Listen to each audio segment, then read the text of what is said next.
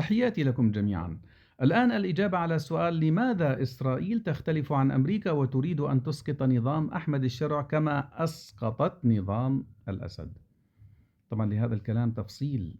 إسرائيل أسقطت الأسد؟ نعم وألف نعم. هذه الظروف الدولية صنعتها إسرائيل، وإسرائيل كانت على مشارف سوريا، فتدخلت قطر واقترحت أن المعارضة ندعمها قليلا وهي التي تسقط الأسد. وهذه السردية دائما أنا أتبناها ولا أتبنى غيرها، وتثبت الأيام دائما أنها هي الصحيحة. قطر نعم، لأنه رجل قطر في سوريا هو أبو محمد الجولاني. المهم أنه لكن بمفاعيل إسرائيلية. لماذا إسرائيل الآن تريد إسقاط حكومة أحمد الشرع؟ بكل بساطة ووضوح، إسرائيل الآن تنجز مهمة استراتيجية هامة جدا، وهي القضاء على محور المقاومة بقيادة إيران، وتقريبا أوشك على النهاية. فتخلق محور جديد بقيادة تركيا، وهو محور المقاومة السنية، وبالتالي أدرجته إسرائيل تحت قائمة الاستهداف. لا يشترط أن يكون بنفس السيناريوهات المتبعة باستهداف إيران وأذرعها، لكن ربما بسيناريوهات أخرى. فوقف أحمد الشرع في المنتصف بين الإرادة التركية والإرادة الإسرائيلية، يحتار ماذا يفعل. لتركيا أوراق ضغط رهيبة جدا جدا، وضعوا تحت جدا 1000 خط. نعم، تركيا لها أوراق ضغط ذكرتها على الخاص، فتضغط على الجولاني أن يجعل من سوريا، أو أن يتيح الجغرافيا السورية أن تكون جبهة متقدمة لمواجهة إسرائيل.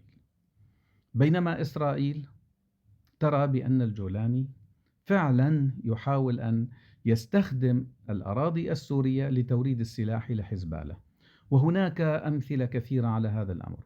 وإسرائيل رفعت التقارير للولايات المتحدة الأمريكية، وعندما يأتي الدور إلى سوريا أي بعد غزة ولبنان، عندئذ هذه التقارير ستسمعونها كثيرا. تذكروا كلامي، ستسمعون من الإسرائيليين الحديث المسهب عن توريد وبيع السلاح من سوريا إلى حزب الله، وبالتالي لا بد من إنهاء هذا النظام السوري كما أنهينا نظام الأسد الذي كان واقفا في المنتصف بين إيران وإسرائيل.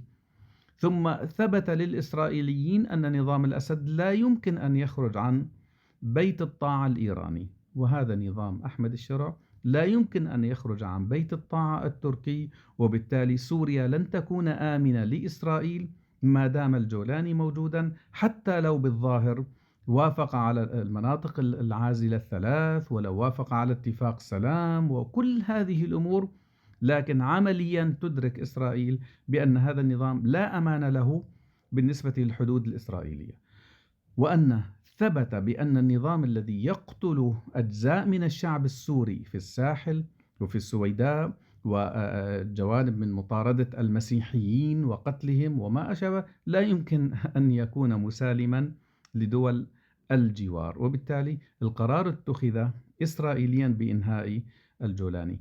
كيف يكون التوليف ما بين الموقف الأمريكي الذي ذكرته في الفيديو السابق وبين الموقف الإسرائيلي؟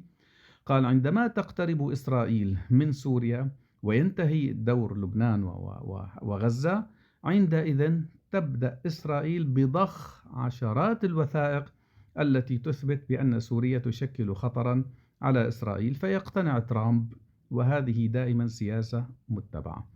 أرجو أن تدعموا حسابي فضلا وتكرما منكم، كما تعودت منكم على قلة منشوراتي.